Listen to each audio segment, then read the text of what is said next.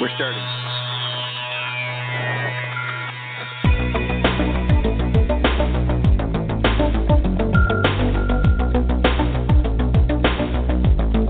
Welcome to Real Estate Coaching Radio, starring award-winning real estate coaches and #1 international best-selling authors, Tim and Julie Harris. Real Estate Coaching Radio is the nation's #1 daily radio show for realtors who demand authentic, real-time coaching. Get ready for fluff-free, unfiltered, full-strength honesty about what's truly working to get you into action, helping others, and making money now in today's real estate market. Now to our hosts, Tim and Julie Harris. Hey, welcome back, listeners. It's Friday. We got through another week, and I have a very special guest. Our very special guest today is my friend and co-president of eXp Realty, Dave Conord. Dave, welcome to the show. Hey, good morning. Thanks for having me. Good morning. It's hectic, right? Yeah, it's a little crazy out there, but crazy is good. Yeah. It's kind of the way I prefer it. Listen, yeah, I know. It does keep life interesting. Nothing like a routine to, basically screw up your day of hectic activity. So I really appreciate you carving out time to be on our show today.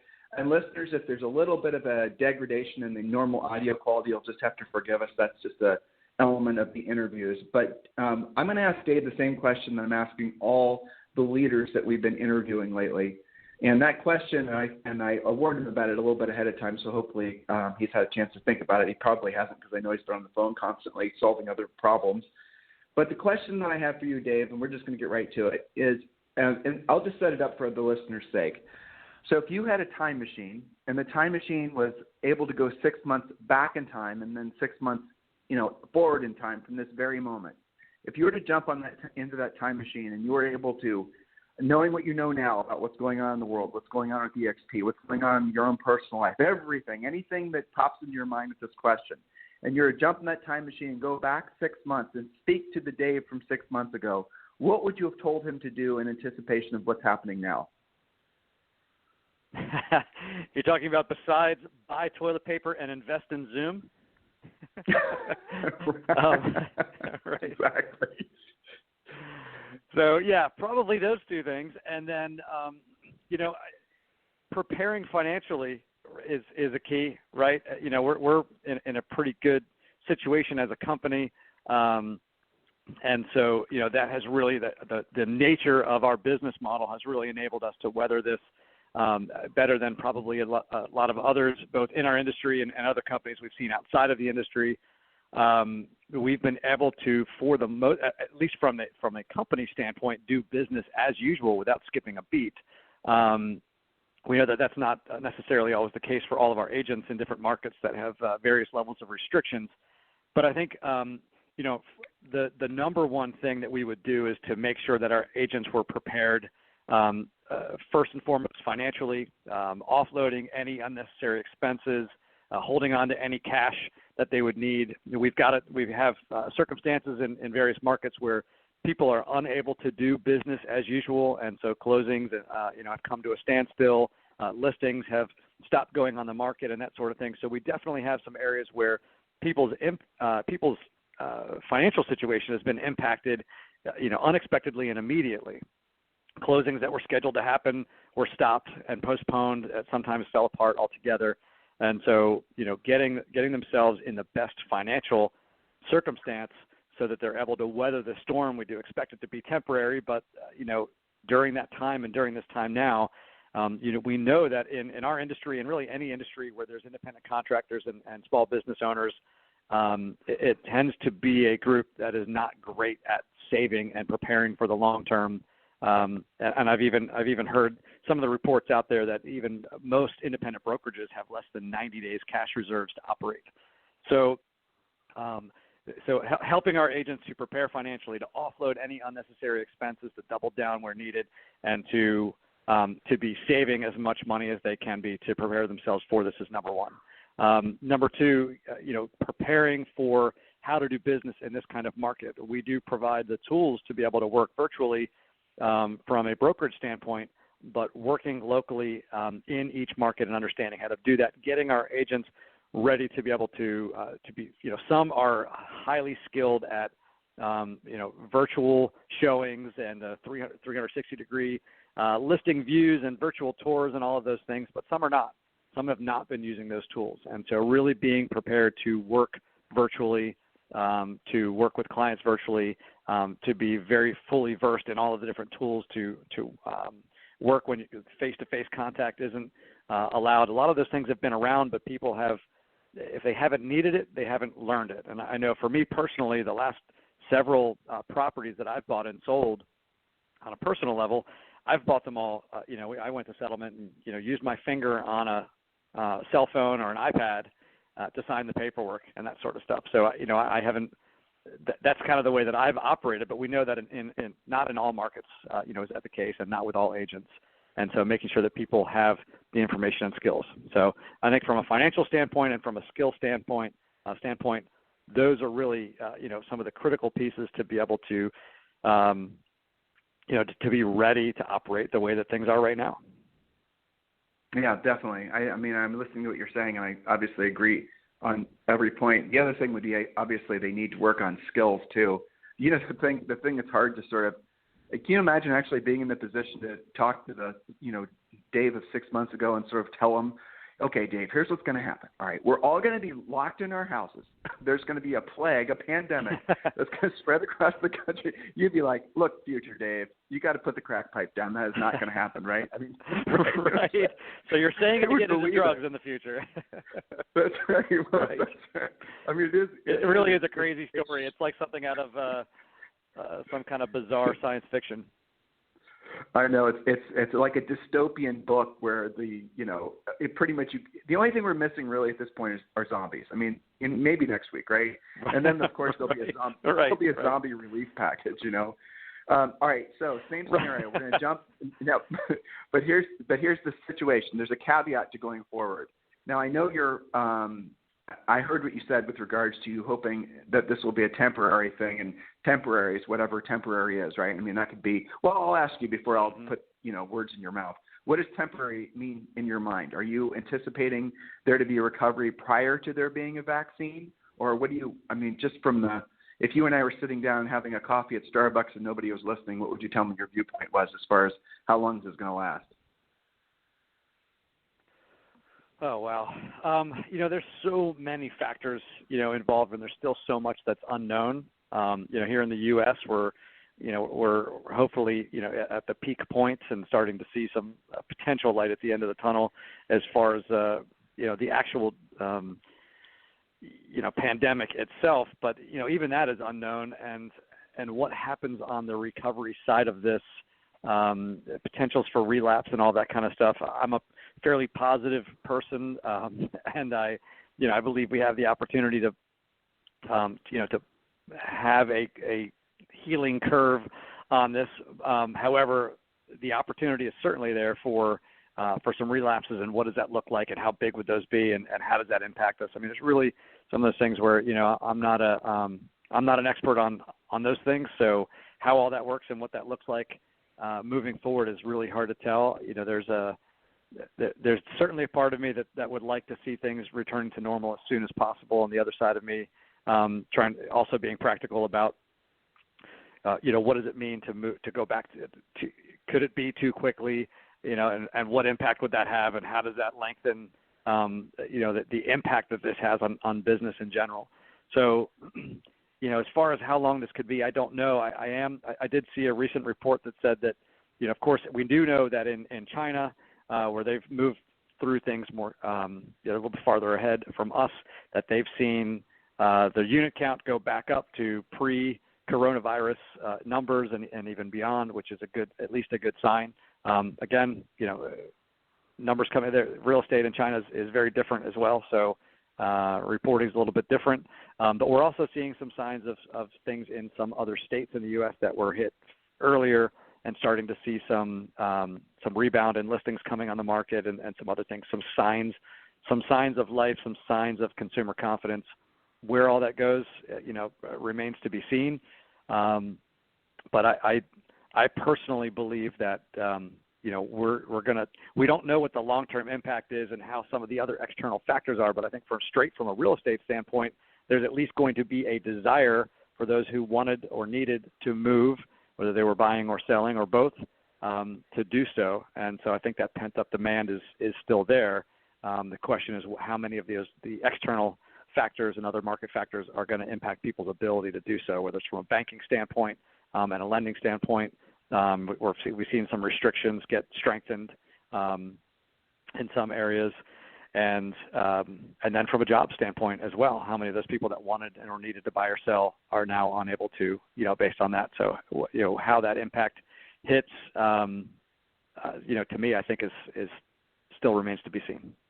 Well, what you said there, I mean, the bottom line is no matter what's happening in the economy, and you said this, and no matter what's happening with anything really, because that's the thing. You just, are going through I can tell you were thinking as you were talking, it's like there's so many variables. It's hard to really know. Our stance is, and our listeners know this, is that basically everything's going to be abnormal until there's a vaccine. Because until there's a vaccine, all those uncertainties and all those unanswered questions are always going to be lingering. But what you said there, I hope the listeners heard, no matter what's going on with the interest rates or unfortunately a pandemic or elections or just doesn't even matter what, no matter what SBA programs are coming and they're going, all that stuff, none of that really matters because at the end of the day, there's always going to be sellers that have to sell. And it does not, again, market conditions, whatever, sellers are always going to have to sell. So if you focus all your best energies, listeners, on going after motivated sellers, learning how to do that, it really, I'm not going to say it doesn't matter because it will, and it will affect your business, but the reality of it is you will still have the business, and so you'll be less affected. And that's the main focus, is making sure you know how to work with motivated sellers. And, guys, there's people listening that have never sold houses in a hot seller's market outside of, Detroit. And, when Julie and I were selling real estate, it was never a seller's market. And a lot of you guys have to adjust your thinking and realize that the core reason that people bought houses was not to make money. People buy houses to live in, right? Even expensive houses. They need a place that's a safe community that's healthy, great schools, close to what the things are that are important to them. And those reasons will always be true. And so predicating a belief that housing has to always be appreciating in value is not the way it actually traditionally has ever been. So that's going to be the first thing I think everyone's going to need to be challenged to remove that from their consciousness. And once you do that, the funny thing, Dave, is once you think like that, then all the stresses of the uncertainty sort of just melt away because you realize there's always going to be bazillions of sellers that have to sell, literally millions. That's right. And that's going to be extra true now. That's a great message.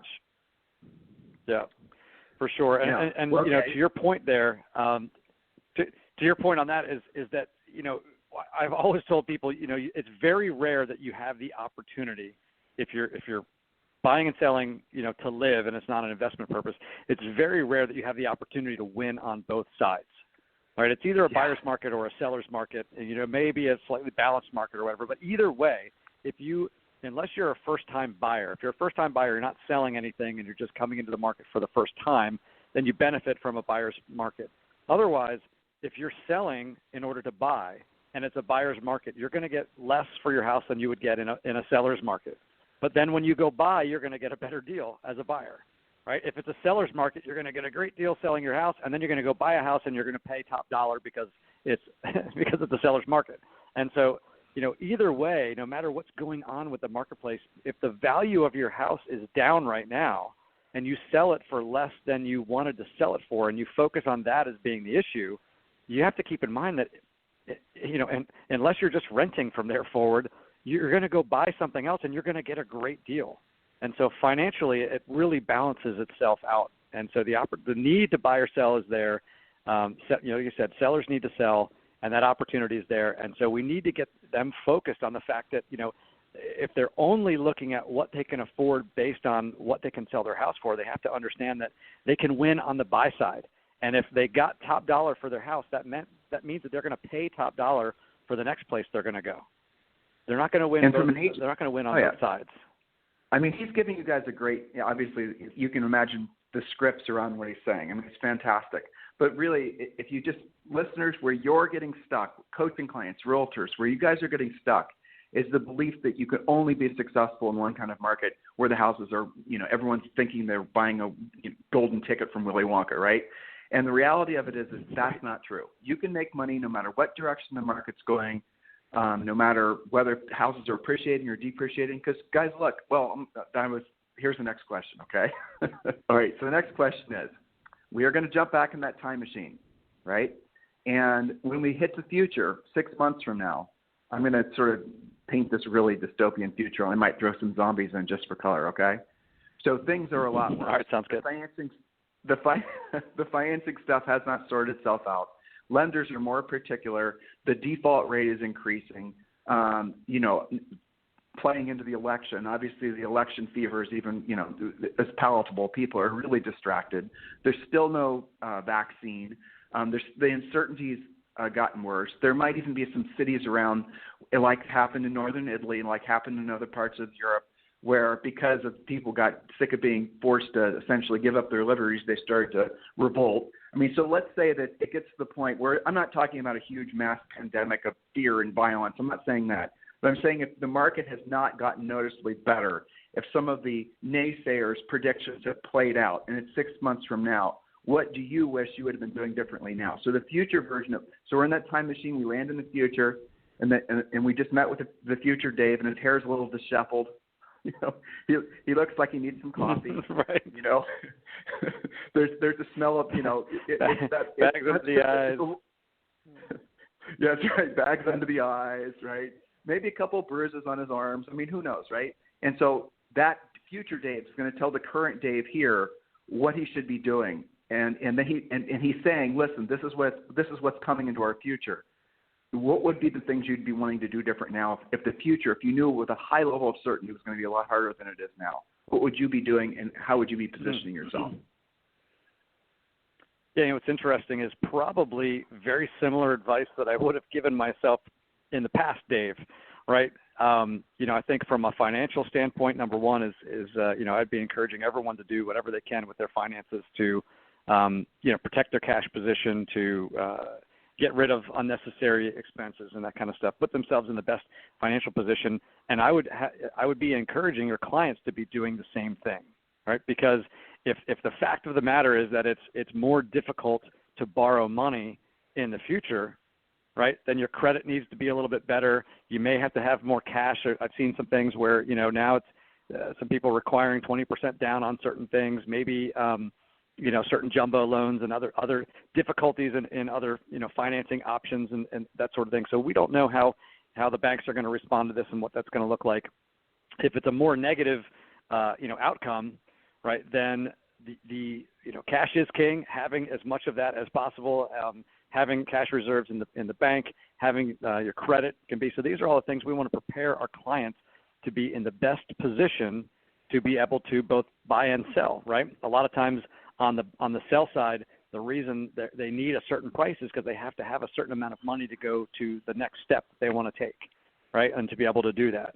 And if they're in a better cash position, right, and in a better financial position, then whether it's getting the right loan on the other side or having the more money to be able to put in themselves towards something to get to the final result that they want, those things are going to be important. So if they have time now, if they're going to wait, or if they're preparing to do it in the near future, or if they've decided to hold off and kind of wait till things bounce back or whatever, then utilizing that time to put ourselves, but also to help our clients get themselves in the best possible position. So when the time comes where it needs to happen, they're in the best position to do it. I think that's going to be important. So from a financial standpoint, I would also say from a skill standpoint, the other thing we talked about, finance and skills, is understanding how to capture business. There will be, the restrictions may make it harder for some, right, and maybe even many to buy or sell. And we saw this, I was operating in real estate, back in the last downturn, the last big one in 2007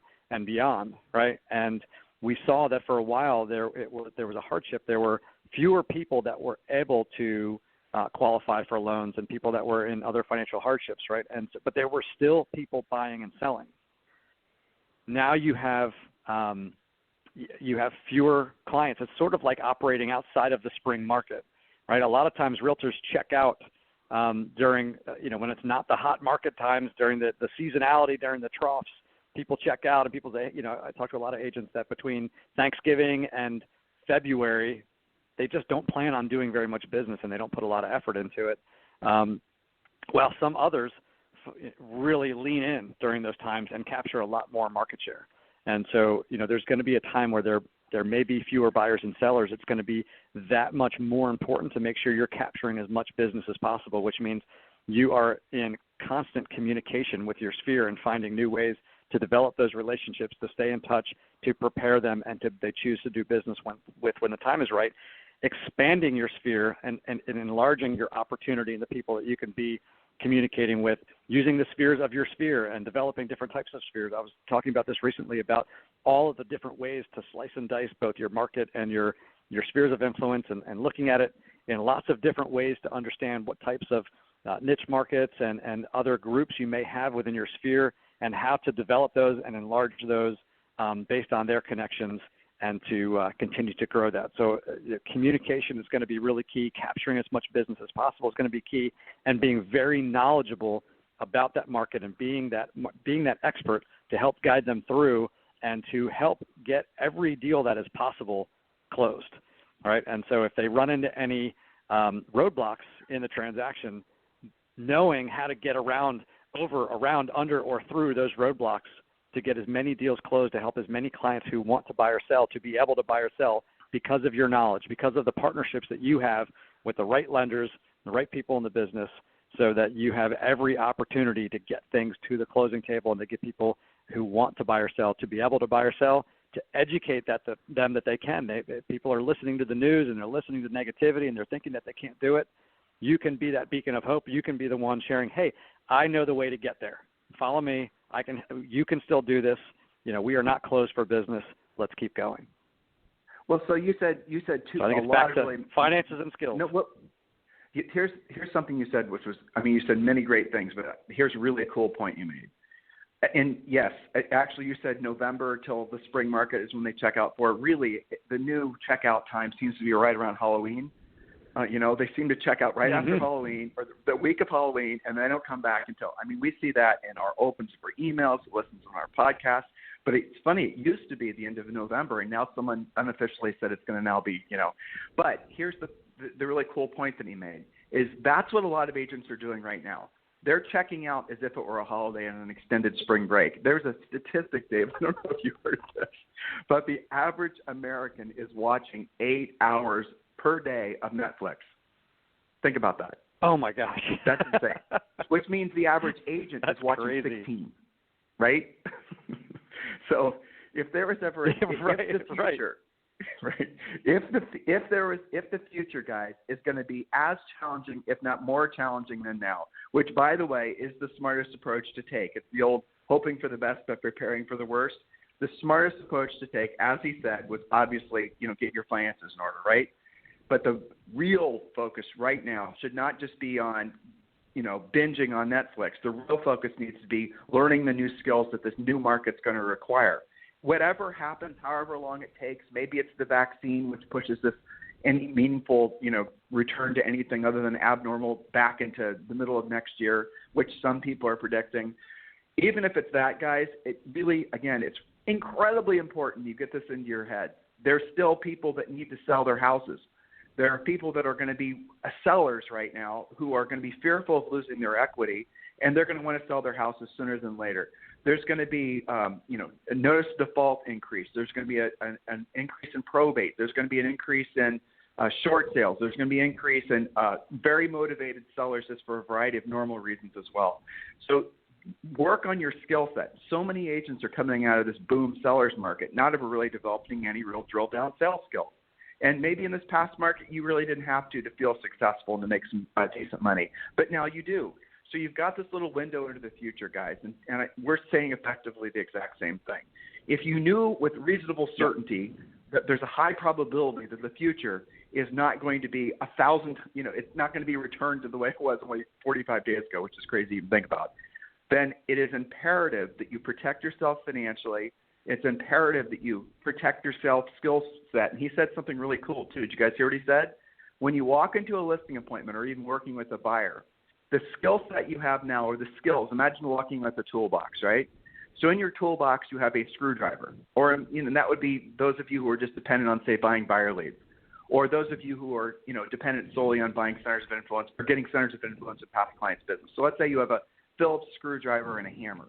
Well, in this new market, you need to walk in with your toolbox with that Phillips screwdriver and the hammer, but you also need to have all kinds of other tools to solve the problems that these folks are going to have. And some of them are going to be financial, some of them are going to be psychological. You're going to have to develop a skill set that people are going to want to do business with, or you're not going to do business. And the days of centers of influence and past clients just choosing you because they knew you, they still might give you an opportunity to earn their business, especially on the sell side, but they're not just going to automatically give it to you unless you walk into that house with the toolbox full of the tools that they need to solve their problems. Does that make sense, Dave? Yeah, that's awesome. That's awesome. And I'll give an analogy and an explanation to it real quick, or quote and an analogy from it. But there's a quote that says, "You can't stop the waves, but you can learn to surf." Right? And and if you've ever been to the beach, or been surfing, or anything else like that, if you've ever been out there when the waves are really rough and you've just gotten pummeled, right? And maybe you're trying to get out, and they just keep coming and crashing on you, and you're getting spun around, and drinking some salt water and all those kinds of things. It's tough. And if you surf, that you have to kind of anticipate that wave, and you have to start paddling in advance to get ahead of the wave so that you can catch the wave. Otherwise, if you ever watch surfing, you'll see people that try to catch the wave, and they're paddling, and then the wave kind of rises up, and then it goes out in front of them, and then the curl happens out in front of them, and they just end up kind of coasting back, right? They miss that wave. And so it's sort of that same thing where when we can see the wave coming, we have to start paddling in advance. We have to start getting ready in advance. We know, if this wave is coming, we didn't know this wave, right? We didn't know this was happening and the way it was going to happen and everything else. So this one kind of crashed on our heads a little bit. But we can anticipate potential waves for the future and start paddling. And that paddling is that preparation. That paddling is the financial preparation. It's a skill set preparation. It's the information preparation. It's the contact and communication preparation. It's, really taking this time to break down your business and look for the areas of opportunity in your business.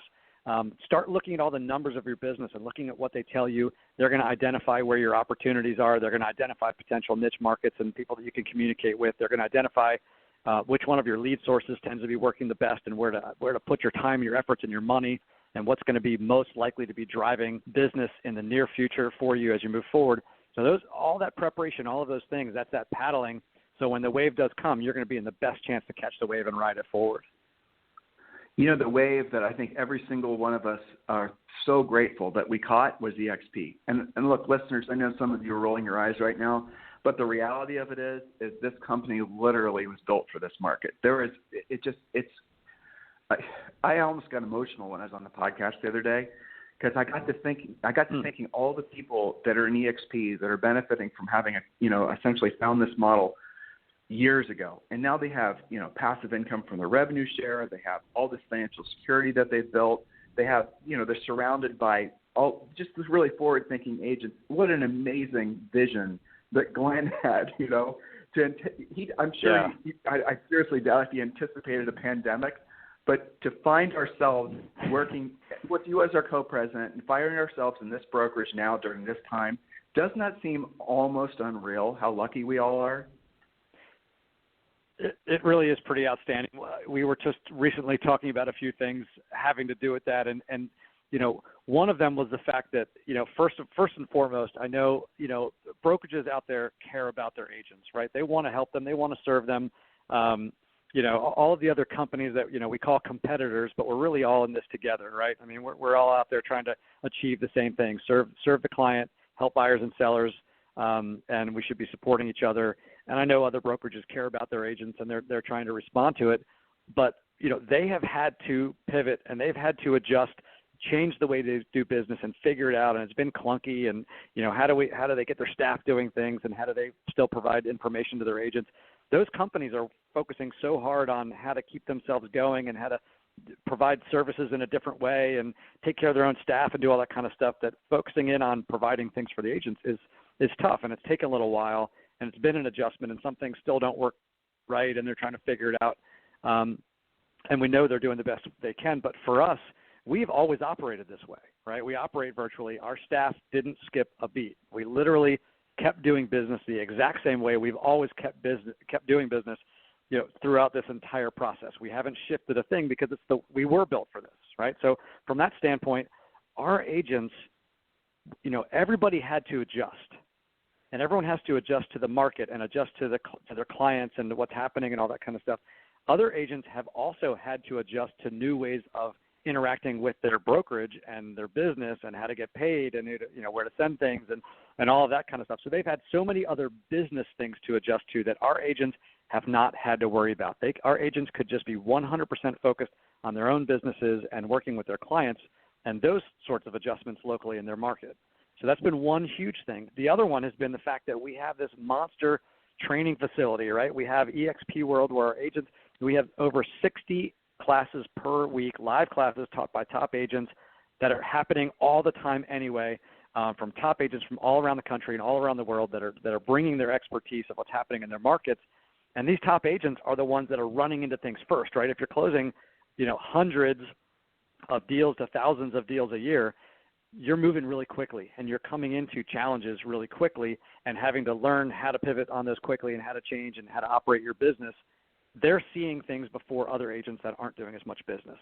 They're able to quickly come back, kind of report from the front lines and saying, hey, this is what we're seeing. We've had to adjust to it a whole bunch of times already. So we've already trial and errored a bunch. Let us share with you what happened, right? That's what you guys are doing, right? You guys are out there as coaches helping people pivot quickly. You're out there on the front lines and seeing what's happening by talking to so many top producing agents, bringing that back to your group and your coaching clients and sharing with them what's up. We're doing that in eXp World, in the training classes. So we have tons of classes. We've increased now. We've gone up this last week. We had 78 live classes in 1 week. All right, we've been doing a minimum of 60 classes a week. We've beefed that up. Now we're doing 75 to 80 classes a week, all on how to thrive and succeed in this current market. And we were able to start doing that immediately. So there was no, we didn't have to switch to Zoom and try to figure out some other stuff and how does the tech work on this. We have it structured. Our classes are all recorded. I mean, it is a well-oiled machine in how we're doing all of this. And then we've opened it up. We've opened it up now in doing training passes to allow agents from other companies to come in if they're struggling to succeed in this market. Now we're inviting other agents saying, hey, we're in this together. We have the shelter for you. Come on in, get training on how to keep your business going because it benefits us when everybody out there in the marketplace is able to do business. If you're able to get your listing going and get your client working with us, then that helps us. If you're able to bring your client to our listing and somehow get our listing sold in today's market and we can help you do that, then, we succeed together. Yeah, absolutely. I can't think of any better way, and I know you got to get back to work. I really appreciate your time. We went a little bit over. I just looked at the clock. So listen, I really, really appreciate your time, and thank you for being at the helm of this whole thing. You've been a great leader. I've watched you and Jason, your co-president. You guys really stepped into there may have been like a slight, maybe like a 5-second delay, and then boom, you guys were ready for action. It was so awesome to see how quick you guys pivoted and accepted the new reality. And just, it's because, like you said, this company was already positioned for this. We just said, well, guess what? We have the eXp World. Guess what? We have Rebella. We know what we're supposed to be doing. We just amplify what we're doing. And that's what's been so amazing to see. And really, the fact that we're providing training now for any agent, regardless of their broker affiliation, so that we can support the entire industry, that's really what leadership is all about. And I really, I appreciate what you're putting together. And so listeners, there it is. I mean, look, this is what it's like to think on the front lines. I mean, Dave is co-president of a company that has roughly 30,000 agents, growing faster than really, I think it's probably a true statement that eXp has grown faster than the history of any other real estate brokerage. And it's going to keep growing because of this market. So this is an example of a business that actually will go to the next level faster because of this market, because it's already adapted. You can do the same thing. So listeners, if I could just leave you with this closing thought, and then hopefully Dave has time to give us some closing thoughts. Don't fear this market. Fear your lack of preparedness for this market. You can't change the market or the market conditions, but you can change your reaction to it based on your skill set. That's something very simple to change. Realize, and this is a good place to start because it's humbling, realize that probably 90% of what you were doing to get and retain business during the past seller's market won't work now.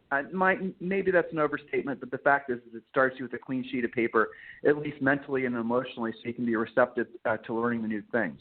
Monitor, listeners, when you come across something that you just like revolt against. Oh, I don't want to know about short sales or whatever it is. That's where your growth needs to be. So wherever you're resisting the most is where your growth needs to be, and start making a mental checklist of where you push back. Like, I bet all of you pushed back when Dave was talking about getting your money right. I bet every single one of you pushed back, but he's absolutely right. That's job one. That's what we've been focusing on our podcast for what, guys, the last 3 weeks. So make sure you go back and listen and you prepare. So who knows what the next 6 months is going to be like, let alone the next 18 months. But you know how you know what you have to do to prepare for it no matter what comes your way. Any closing thoughts from you, Dave? Yeah, absolutely. So I've got 3 really quick ones. First one is, I've been saying that the road to success is covered with flat squirrels who could not make a decision and didn't get out of the way, right?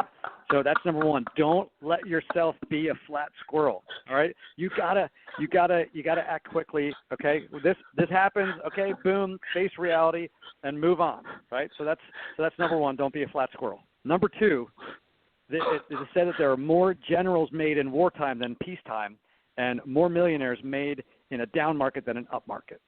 So I want you to shift your mindset and don't look at the negative side of this. I want you to look at this as an opportunity. This is an opportunity right now. And so those of you that see this as an opportunity and look for ways to seize on the opportunity and to build something from this, you are the ones who will drive success. And it's like a tsunami. When it comes through, the people that were the buildings that were the tallest buildings after the tsunami goes away, those are often not the tallest buildings anymore. They're new buildings that become the tallest buildings. And so when things shift, you have an opportunity to build something here. So take advantage of it. This is time of opportunity. And the last thing I'll say is that success favors speed. Don't wait. And that ties back in with my flat squirrel analogy. Move quickly. Be decisive. Learn and make things happen. This is absolutely opportunity time, and you can build great success during this time. Hey, man, God bless. Listeners, thank you for listening. Tune in anytime, Real Estate Coaching Radio. And yeah, guys, there it is. There's the way forward. Hey, Dave, thank you for your time today. God bless. Stay healthy. My pleasure. Thank you, my friend. This program has been a presentation by Tim and Julie Harris, Real Estate Coaching. For more information on our real estate coaching and training programs, visit our website at timandjulieharris.com. Remember to tune in weekdays at noon for upcoming shows. And until next time, thank you for listening to Real Estate Coaching Radio with Tim and Julie Harris. This podcast is a part of the C-Suite Radio Network.